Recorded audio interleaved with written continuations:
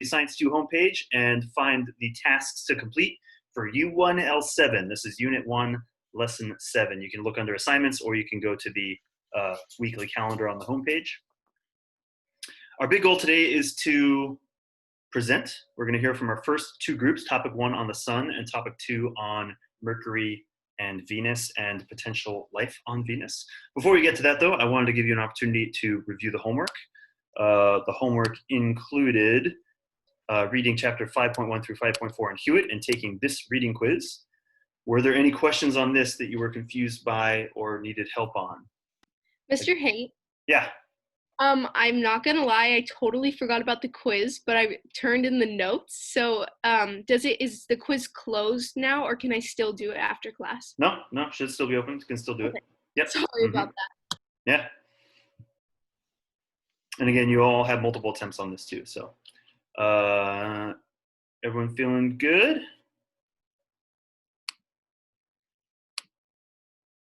All right. You also had to post your presentation topic to the discussion board. I'm only seeing one post by Kayla, which is awesome.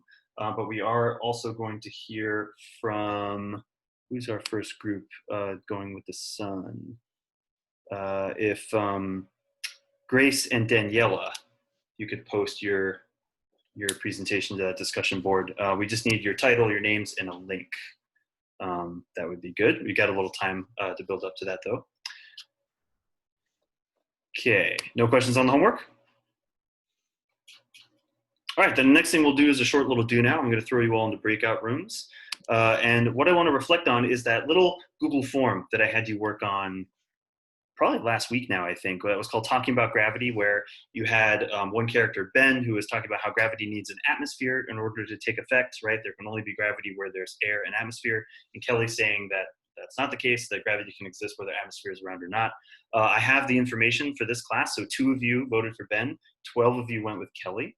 And so I'm going to throw you in a breakout room just for 3 minutes. I'd like you to introduce yourselves if you don't know each other, and then share who you picked. Be honest if you were someone who went with Ben, but just share your reasoning, right? What's your evidence as to whether gravity requires an atmosphere or not?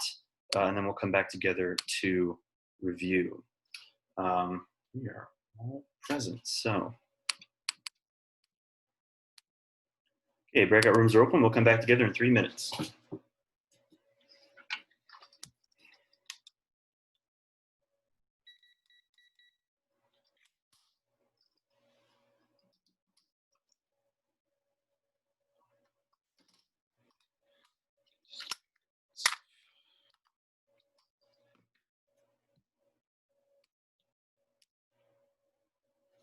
Aiden, you find the room you're assigned to? Breakout room 6.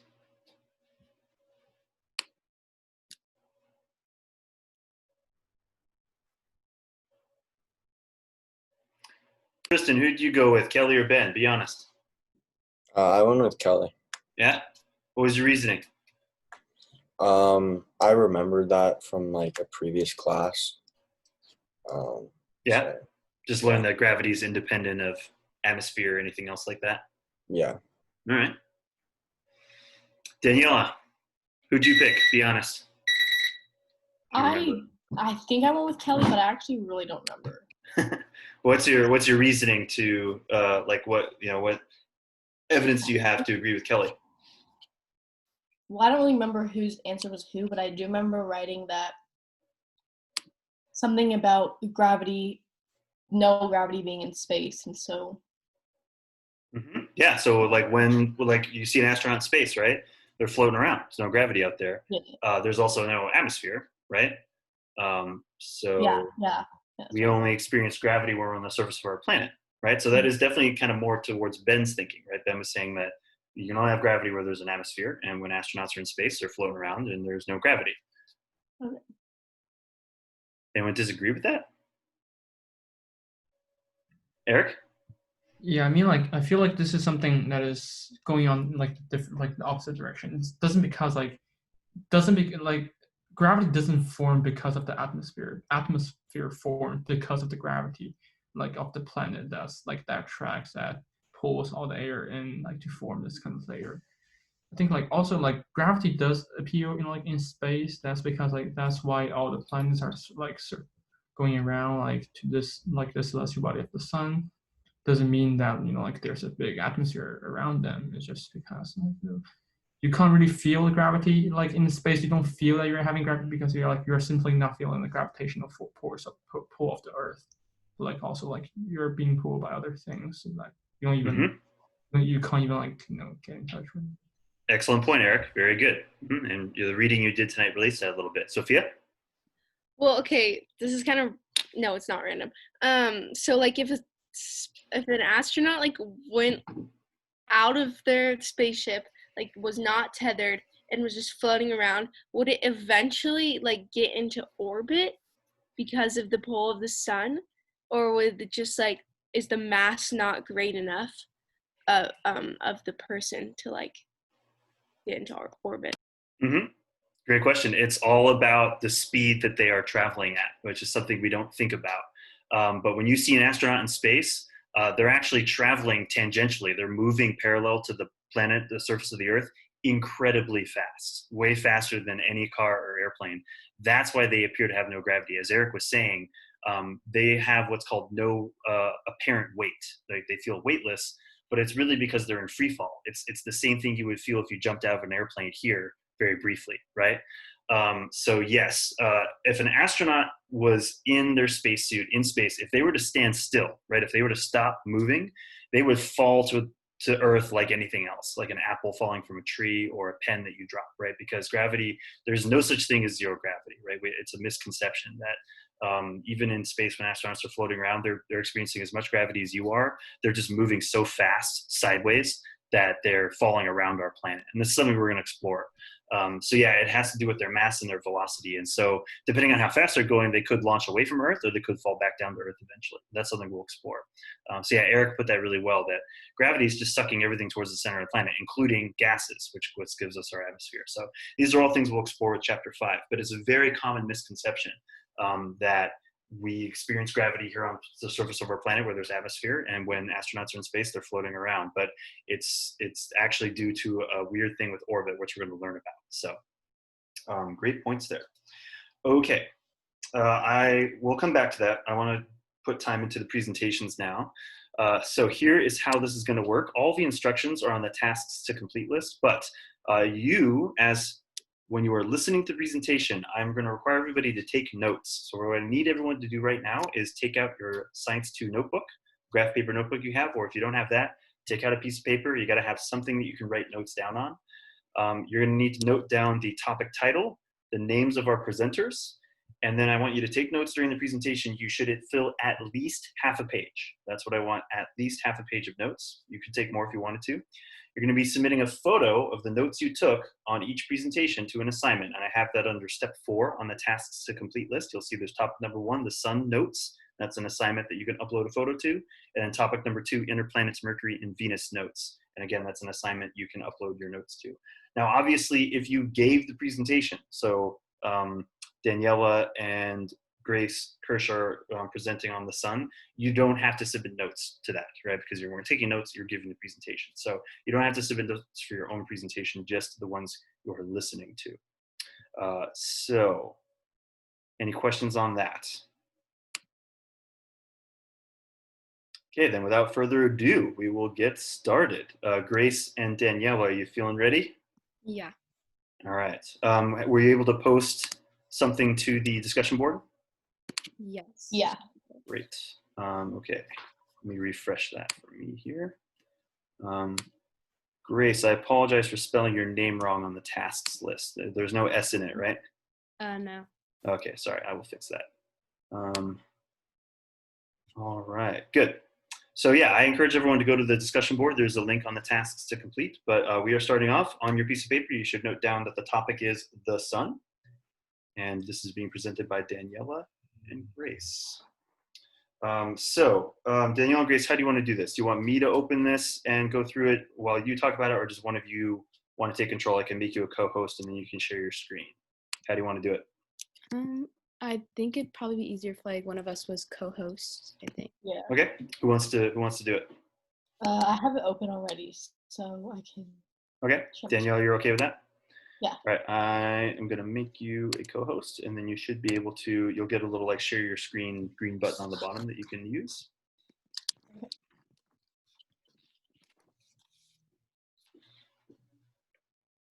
Okay. You can see that, right? Yeah.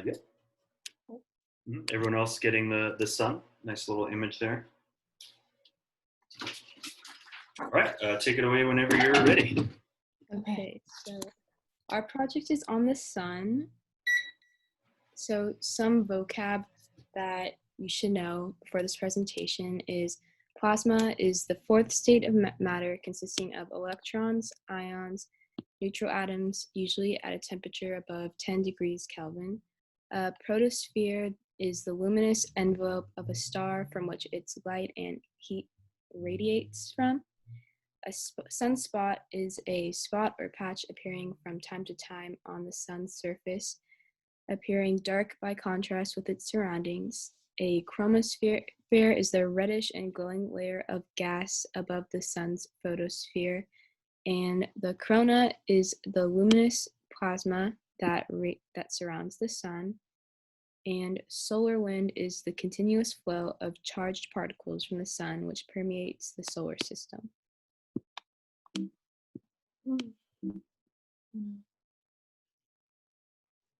So the sun's features. So there's three main layers of the sun itself. So first is the core. So the core is the sun is plasma and has a temperature around 27 million degrees Celsius. Next is the radiative zone. So this surrounds the core and it has a temperature around 7 million degrees Celsius. And then next is the convection zone, which surrounds the radiative zone and is about 2 million degrees Celsius.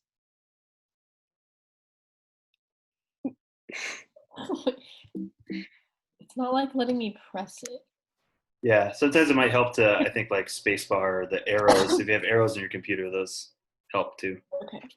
Okay, so adding on to like the sun's features, the sun's atmosphere. So right at the top, the sun's corona, it's the outermost part of the sun's atmosphere.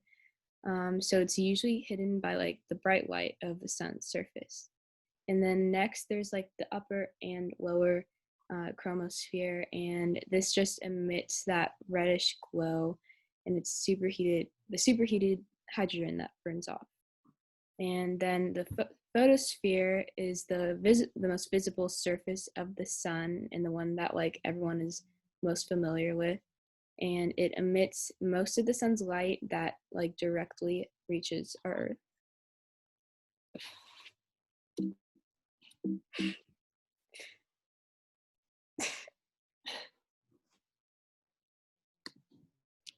Really doesn't want us moving forward. Got to go backwards. There we go. Okay. How old is the sun? Our sun is 4.5 billion years old. How they found out was they took moon rocks and brought them back, then used them to find the age of the moon. Then they just estimated from there. Our sun will shine for 9 to 10 billion years. That means our sun is about halfway through its life. When the sun's life does end, it will become a red giant, which means the sun will get bigger and cooler at the same time. As a red giant, the sun will be 2,000 times brighter than it is now. When the sun has burned all of its hydrogen, it will continue to burn helium for 130 million more years. The sun will soon expand to engulf Mercury, Venus, then Earth. At that stage, it will have become a red giant. The sun right now is a yellow dwarf. Oops. Okay, the sun right now is a yellow dwarf, and as it like burns more helium, the core of the sun will become what's called a white dwarf with an outside like gaseous called the nebula, and then once that burns off, it will just be like a bunch of lumps of black carbon, and that will be called a black dwarf. Okay, so a solar cycle is the cycle that the sun goes through every roughly 11 years. So space weather is caused by these solar cycles, and it can possibly cause eruptions like coronal mass ejection events and solar flares. And experts say in recent years, the sun has started a new solar cycle. So according to CNN, the new solar cycle 25 has started in December 2019, and it's estimated that the next solar maximum, when the sun is experiencing peak activity, that it would occur in July 2025. Next slide. So there's a solar minimum and a solar maximum. So the solar minimum is basically the period of least solar activity in the 11-year cycle. And the solar minimum is just the opposite. And as you can tell in the photo, there's sunspots in the solar maximum and none in the solar minimum. So the sunspots are dark spots on the sun that help scientists track the sun's activity.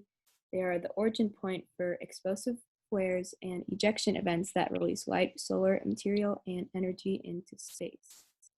So these images highlight how sunspot activity differs at the solar minimum versus the maximum. Satellites to the sun. NASA has created a satellite called the Parker Solar Probe. The speed of the spacecraft is 361,058 kilometers per hour, or 224,351 miles per hour, which is very fast compared to an average space shuttle, which moves 28,000 kilometers per hour, or 17,500 miles per hour. Right now, the spacecraft is 21,411,792 kilometers away from the sun, or 13,304,670 miles from the sun. That means it is closer to the sun than Mercury. Mercury, for reference, is 41.9 million miles away from the sun, or 0.4 AU. Right now, the heat shield temperature is at 542.6 degrees Celsius, or 1,008.68 degrees Fahrenheit. In the upper right corner, you can see the Parker Solar Probe's orbit. The sun is the big yellow dot in the middle. The Parker Solar Probe is this little dot right here, and then here's Mercury, and then Venus and Earth. So the yellow lines are the past orbit, as you can see here, and then the red lines are the future orbit, and you can just look at that for a little bit.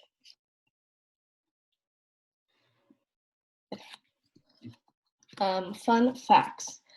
1 million Earths could fit inside the sun. A hollow sun would fit around 960,000 spherical Earths. Squished inside with no wasted space, then around 1,300,000 would fit inside. The sun's surface area is 11,990 times that of the Earth's. The sun is almost a perfect sphere. There is a 10-kilometry difference between the sun's polar and equatorial diameter. This means it is the closest thing to a perfect sphere that has been observed in nature. The sun will one day be the size of Earth. After its red giant phase, the sun will collapse. It will keep its enormous mass with the approximate volume of our planet. When this happens, it will have become a white dwarf. The temperature inside the sun can reach 15 million degrees Celsius. Energy is generated at the sun's core by nuclear fusion as hydrogen converts to helium. Hot objects expand. Hot objects will expand. The sun would explode if it were not for its enormous gravitational force. Temperature of the surface of the sun is closer to 5,600 degrees Celsius. Light from the sun takes 8 minutes to reach the Earth. Light travels at 300,000 kilometers per second. Dividing that by the other gives us an approximate time of 500 seconds, or 8 minutes and 20 seconds. Although this energy reaches Earth within a few minutes, it will already have taken millions of years to travel from the sun's core to its surface. That's it. Nicely done. Can we get an unmuted round of applause? Yeah. 2 thumbs up. That was good. Clocking in at 9 minutes. Great fun facts and stuff. Okay, questions for this group. Anyone curious about anything about the sun or anything they presented?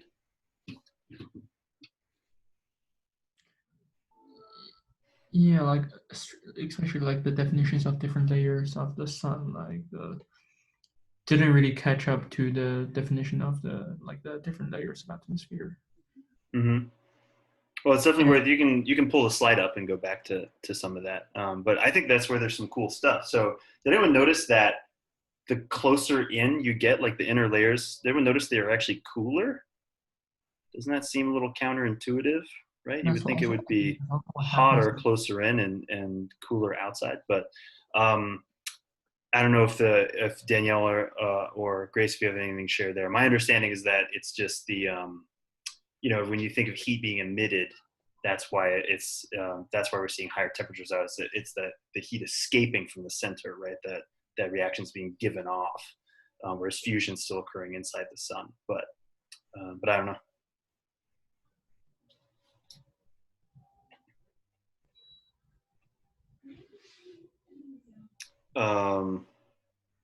It's funny. I just wrote down some notes here, and I can't even.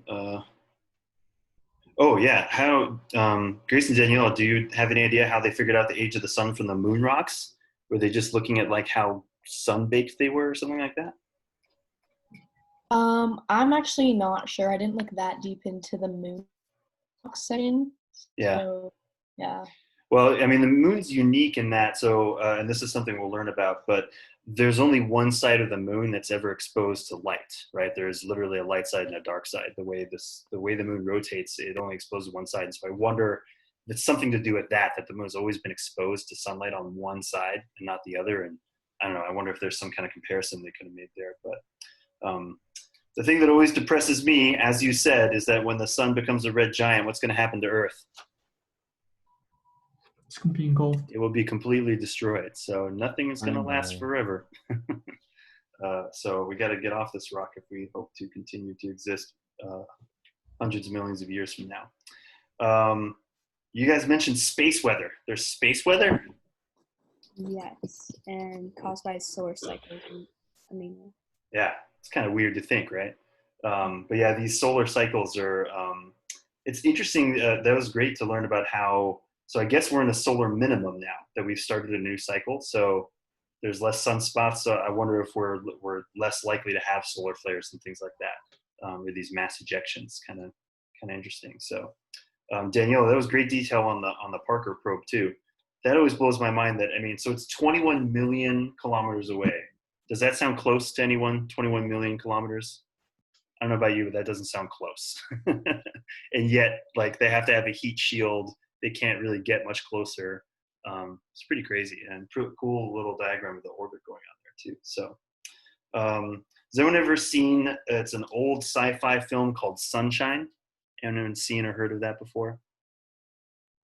You should check it out. It's it's a classic kind of alien-like horror sci-fi film, but it's basically the premise is that the sun is dying. It's gotten too cold, and so humans, we have to basically take this like spaceship that's made of nuclear bombs and fire it into the sun to reignite the sun. It's kind of a silly premise, but it's a well done movie. It's kind of a cool thing to look at. Anyway, but if you're looking for something to watch, it's a good thing to do.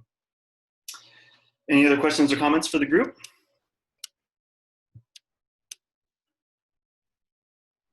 All right, yeah, good images there. So, okay, so make sure that you've rounded your notes there and be ready to submit a photo of those to that assignment. Again, that won't be due until our next class meeting, so you don't have to upload it now, but as soon as you can, that's good. Daniela and Grace, if you could take a moment also between now and our next class period to make sure you've submitted your test questions on that Google form. Again, only one of you needs to do it. I just need one set for the group. That would be great. Okay, next up is the inner planets, Mercury and Venus. We are starting from the middle and heading out. Bryce and Kayla, feeling ready? Yeah. Yes. Yeah. Okay, same thing. So how do you want to do this? Do you want me to open the slides and I can just kind of go through them while you talk, or does one of you want to kind of run things? I How do you want to do it? I think it'd be good if I screen shared it. Okay, I will make you a co-host so that you can share your screen. Okay. And then you can walk us through it. So everyone else, you should be taking the same notebook or same piece of paper. This time the title is Inner Planets, Mercury and Venus. and we're hearing from Kayla and Bryce. So get that title down for your notes and be ready to write things down as they start to present.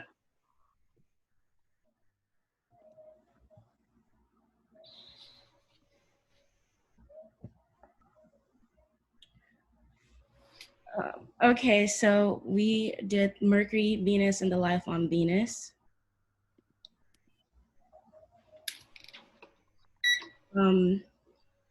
Our first slide is the inner planets and the definition of it. There are 4 inner planets: Mercury, Venus, Earth, and Mars, and they're all relatively close to the sun. They're all solid and rocky, and they're also known as terrestrial planets and or rocky planets. And the picture to the right shows all of them.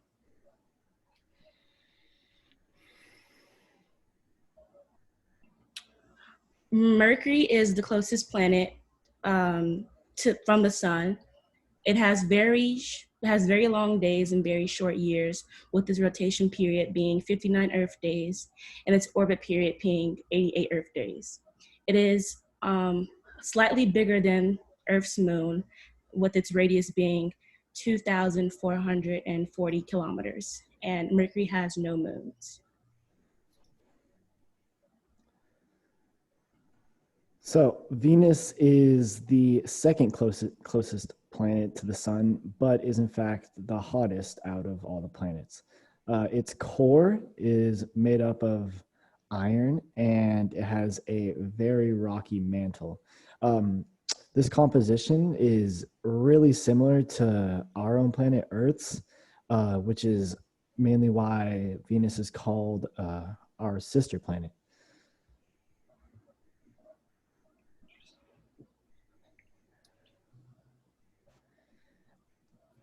And so the atmosphere on Venus is mainly composed of 2 elements, those being carbon dioxide and nitrogen, which make up 96% and 3% of the atmosphere. And the other 1% is made up of a few smaller gases, which we don't really name.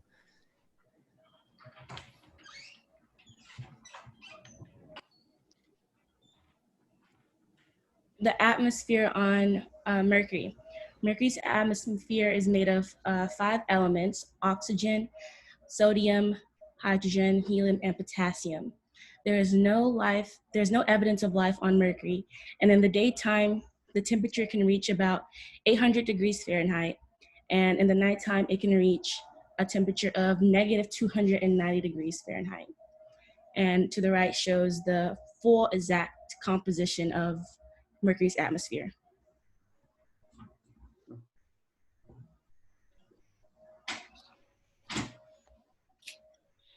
So recently, this is big news. Scientists have discovered life on Venus, but it isn't really the sort of extraterrestrial life that we may see in like movies and stuff. It's a little bit less like that. So basically what they found are sort of these particles in the atmosphere that could be potential signs of life, but they're still really trying to figure that out. But yeah, it's a kind of big thing right now. Yeah, and I can't remember exactly what gas it is, but it's a gas that's also found on Earth, but it's only emitted by living things. And so, yeah, that's why they're all excited. Yeah, They that's think why. there might be a bacteria or something. It's not going to be very exciting, but yeah, that's what they're thinking. Is it like some kind of phosphate?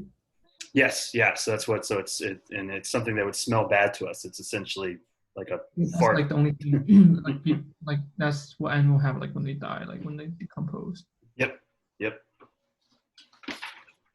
Okay, what would it be like to stand on Mercury? The surface of Mercury would feel calm because there will be no wind.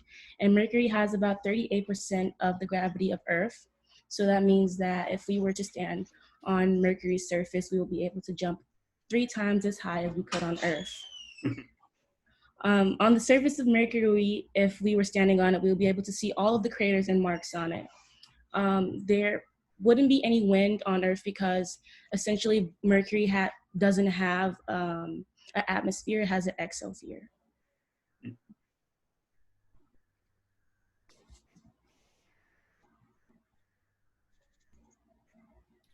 So if you were to stand on Venus's surface, if we're being real, if you were to step foot on Venus's surface, you would most likely burn up pretty quickly as it's really hot.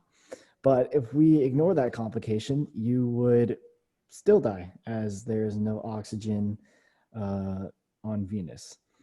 But if we ignore both those complications, Venus would be pretty similar to Earth, besides the fact that it's pretty much all rocks and is really rocky. The gravity and the density are virtually the same, and the gravity is around 90% of Earth's gravitational pull. So you would be able to jump a little bit higher, but not really by much.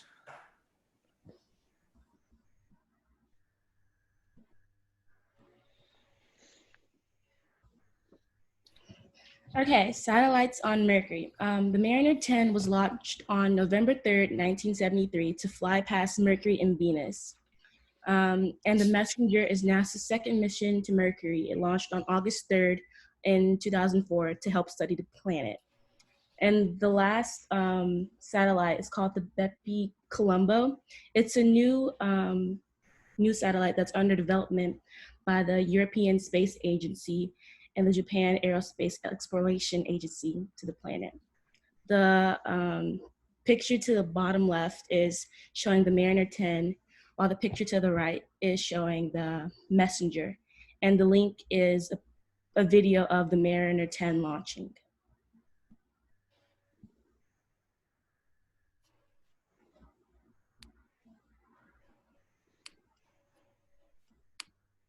So satellites on Venus, we currently don't have that many, but the main satellite that we use to orbit Venus and sort of capture images and gather data is the ESA's Venus Express, which is the name for the satellite. There are a couple other smaller ones that we don't really use, but the ESA is currently our main satellite. But it actually right now isn't in orbit, but NASA is planning missions in the future to bring it back. And that's it. All right. Again, let's get an unmuted round of applause. Interesting. Kayla, I was trying to get access to your slides so I could pull that video up, but I didn't have permission. So I can share it with you right now. Sorry. Yeah, I can maybe pull it up quickly. So questions for the group about Mercury, Venus, and signs of life on Venus? I forgot what the name of the satellite was on Venus. Would you just say it one more time? On Venus, it's the ESA's Venus Express. That's the name for it. Venus Express. Do you know what ESA is? Is it a name or something, I wonder? Oh, yeah, I forgot. I'm curious, yeah. I wanted to Google, pull up anything.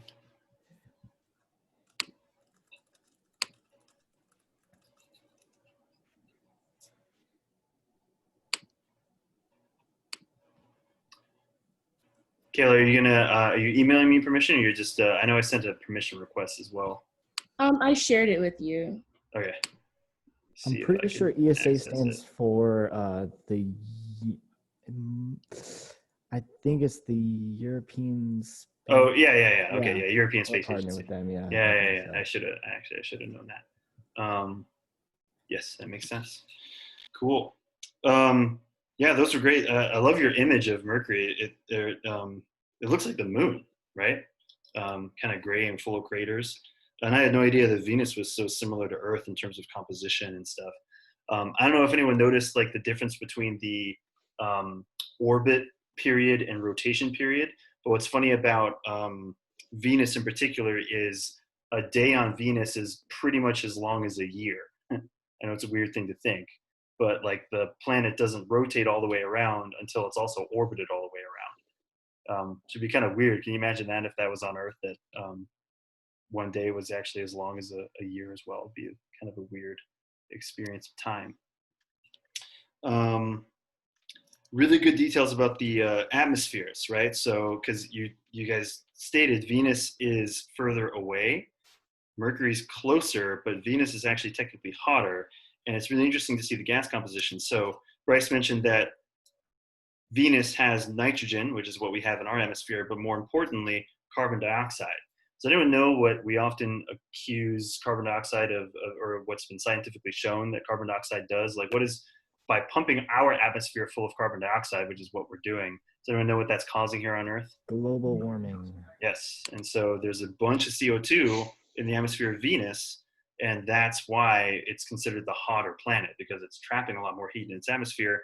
Mercury, Kayla, you really broke down the atmosphere well. It's hydrogen, oxygen, helium. Those aren't gases that capture heat as well as things like carbon dioxide does. So kind of cool distinction there. Yeah, those are the big things. So let me see if I can pull up that video really quickly here of the Mariner 10 launching. Any other comments or questions?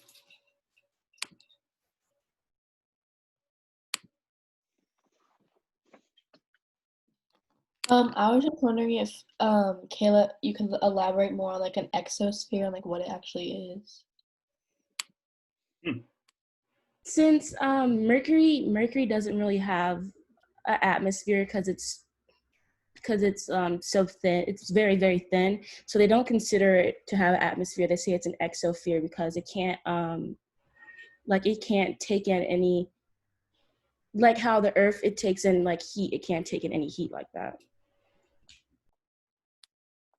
Yeah, it sounds like it's just kind of like you said, like a thinner version. So I guess it doesn't quite count as an atmosphere. Yeah, I wonder exactly what those distinctions are, but that's a really good detail. Okay, if I pull up the video. Looks like an old one. Or I'll play it through my computer audio here.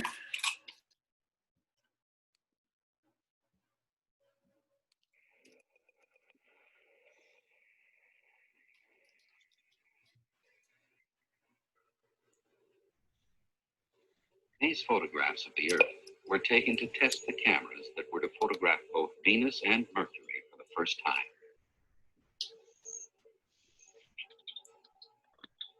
After leaving the gravitational field of Earth, Mariner 10 began its long voyage to Mercury. The spacecraft's flight path was carefully chosen to skim past the planet orbiting between Earth and Mercury, cloud-covered Venus. The Mariner 10 cameras at close range were to show us a startling new Venus, a Venus we couldn't see from Earth. The gravitational field of Venus was used to bend the flight path of Mariner 10 inwards towards Mercury. Then the gravity of the Sun pulled Mariner towards its first encounter with the planet. In March of 1974, Mariner 10 flew past Mercury. During the next year, it would perform 2 more flybys. Mercury's orbit around the Sun is 88 Earth days. Mariner 10's orbit was twice as long, or 176 days. These synchronous orbits allowed Mariner 10 to fly past Mercury a second and third time.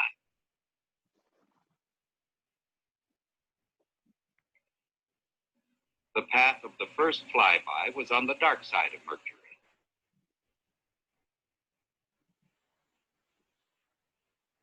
The second encounter sent the spacecraft past the light side of the planet specifically for photography. After another 6-month journey around the Sun, Mariner 10 made its third and final encounter.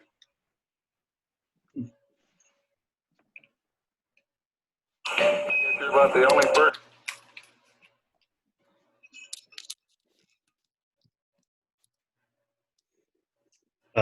I know the audio wasn't the best on that. Could most people hear what was being said? That's a great video. Isn't that crazy how these satellites, which are, sent off very long time ago, and yet it takes like 10 years to do just 2 flybys. Can you imagine being in charge of that mission? It's like, all right, it's launched. So, we'll hear from it in another 10 years. I think it's so cool too that, just think of the math that had to go into that to figure out, okay, well, we're going to launch this thing, but you know, the planet's not going to be at that spot until this, you know, they had to match the orbits and get everything right. It really boggles the mind and shows you how much math and stuff has to go into all this astronomy and understanding of gravity. Pretty amazing that we can do all that. Pretty fascinating too. So do you guys notice that it did its third and final flyby? What do they mean by that? What happened to that satellite? Did they just crash into Mercury? They crashed it right into the planet. Just kind of interesting. And as far as I know, is not something that NASA and other space exploration agencies like the European Space Agency, I don't think they do that anymore because there's sort of this worry of like biological contamination, that there could be bacteria and stuff that survive on these satellites and then basically are born on these planets, which to me I think would be kind of interesting. It's one way of spreading life around, but I think they don't do that often anymore. They just launch them out into space or send them towards the sun. So anyway, that was great. Any other questions or comments? Okay, so I wanted to just very briefly use some slides to review the gravity chapter you guys read, chapter 5.1 through 5.4, and I hope you're feeling good about this. I'm going to share my screen here for 2 seconds. Just bear with me. Oops, sorry, not that way. I want to connect to my iPad here.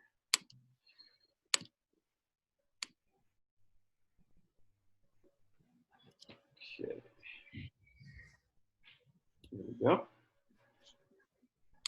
All right, everyone's seeing the image of the moon and the apple?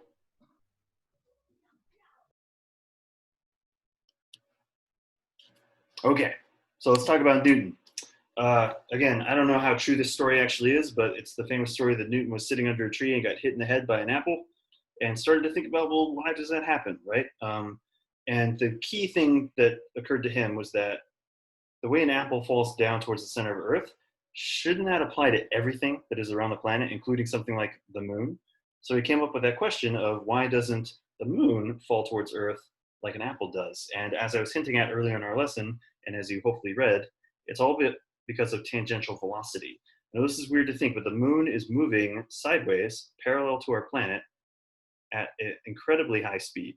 So much so that it isn't ever going to, it's technically falling towards Earth, right? Gravity is pulling it towards the center of the Earth, but it's also moving sideways so fast that it will never hit Earth. And so you have to think of this term of orbit as actually falling around, right? It's falling around our planet. And this is what anything that is in orbit, whether it's a satellite, you know, like a TV satellite, or again, the moon, that's what's happening. If Earth were to suddenly disappear, the moon would just shoot off. Its tangential velocity would take over. There's no gravity holding it to any particular orbit. We're going to explore a lot more about what's going on with orbit. Orbits that aren't actually perfectly circular as it's pictured here. This is kind of a simplification, but it's just good to start thinking that way, that orbit, again, is due to this very rapid sideways motion. You could get an apple to orbit Earth if you were able to just launch it sideways with enough speed. So Newton did a lot of thinking about this, came up with Newton's law, which I know is a confusing looking mathematical equation, but in short, gravitational force is directly proportional to masses. In other words, the heavier something is, the more gravity it's going to exert on the things around it, and is inversely proportional to distance. In other words, the farther apart things are, the less gravity they're going to experience between them. And we can quantify that as well. But again, just to put this in the simplest possible terms, the bigger an object is, the more gravity it's going to exert, right? All of you are exerting gravity on each other right now, but you don't feel it.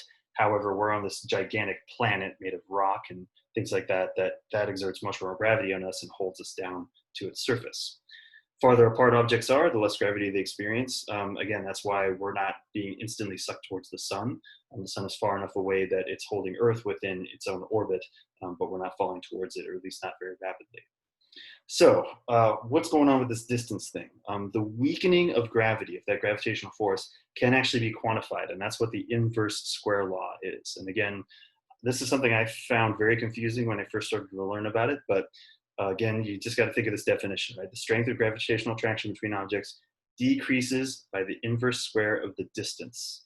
So you really just need to slap numbers on this, right? So if we think of, I like this little diagram here. So you got your gravitational source here in the center. And now let's say from that source, here's an object that, this is setting our distance. So here's our radius of distance. If that's it, then once another object that's twice as far away would be experiencing 1/4 1/4 or 1/4 the amount of gravity. And that is essentially 1/2 squared, right? That's what they mean by inverse square. Here's something that is 3 times as far away, right? So if that's our distance, this is 3 times the distance. It's going to experience 1/9 the gravitational force. In other words, 1/3 squared, right? So that's what they mean by the inverse square law. And we'll use some activities right now to kind of demonstrate this that are kind of silly, but I think they kind of help you grasp it a bit. So I'm going to need everybody to have cameras on, please. And the first thing we're going to do is we're going to mess with our hands. So you got to hold your hands up roughly so that when you're looking forwards towards your hands, you have one next to the other. And then what I want you to do is try to hold one in front of your face and then do your best to hold the other one about twice as far away, right? So you kind of have to feel it out. And then close one of your eyes and move your hands apart so that they're next to each other. You can think about crossing your thumbs. And it's sort of a trick of the eye, but does everyone see how the hand that's further away actually starts to look about 1/4 the size of your other hand that's closer? Kind of play around with that a little bit. Again, look through one eye, and you should notice that the hand that is furthest away from you, if you kind of move it back and forth a little bit too, you can get it to look like it's only 1/4 the size of the hand that's closer to you. That's an example of what's called the inverse square law, right? We're messing around with perspective, but think about gravity as having this same effect. Okay, the other thing that we'll try doing really quickly right now, I need everybody to go and get 2 pieces of money. It doesn't matter to me whether it's $1 or $20 bill or whatever, but dollar bills tend to be a consistent size. So go and get 2 articles of money for me. Or if you don't have money around, go get like 2 pieces of paper or just 2 things that you can fold that are the same size. Go for it and come back together.